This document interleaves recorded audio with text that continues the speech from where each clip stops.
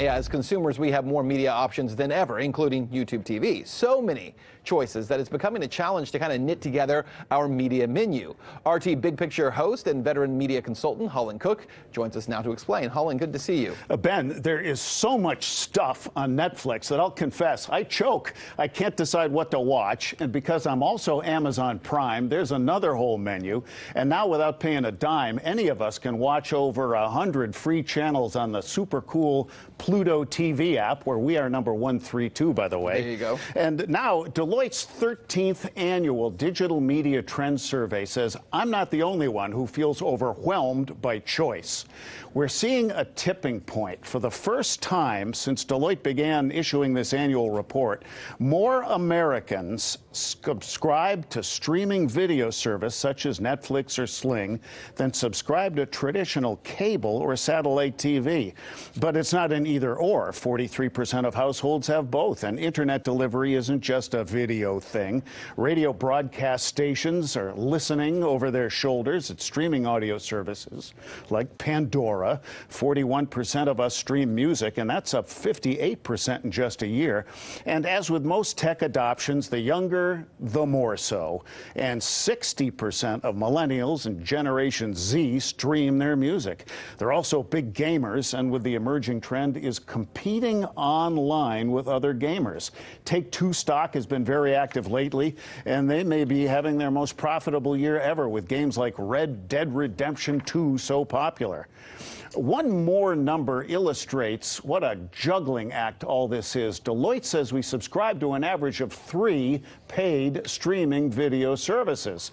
So as you suggested a minute ago, add them all up, and the total may approach the cable bill that cord cutters are escaping. So this is less about price sensitivity than taking control, rather than accepting corporate media's menu. And new smart TV apps help us crunch all these sources into one menu. Yeah, you said you have Netflix and you have Amazon Prime. Have you ever played Red Dead Redemption? No, I'm not there yet. 1 or 2? I'm still trapped in Netflix. All right.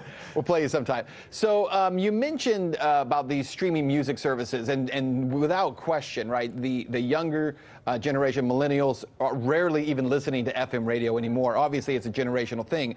But we've also been watching in broadcast news, and where I've spent most of my career, we've watched the decline of viewership to local TV stations. How are local stations being affected, and are they being affected in the same way that FM radio stations are being affected? Well, when you say local, you've said the magic word. TV stations that invest in local news will continue to offer what streaming services cannot, exclusive content. And cord cutters will go there as they revert to TV antennas, a vestige of baby boomers' childhood. I just hooked one up, and I'm getting dozens of digital side channels from local stations.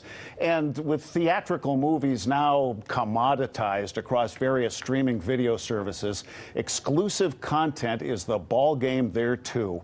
With Netflix paying a reported $13 million per episode for The Crown, they're hungry for more subscribers. And they're moving aggressively in India and elsewhere because there are only so many cord cutters here in the USA. Yeah, it's really interesting to watch the development of all these things, all these choices that are out there. I guess, Holland, one of the things that we have to look at also is how much of this is overlapping. So Netflix, Amazon Prime, there's a big overlap there in terms of what you're trying to find.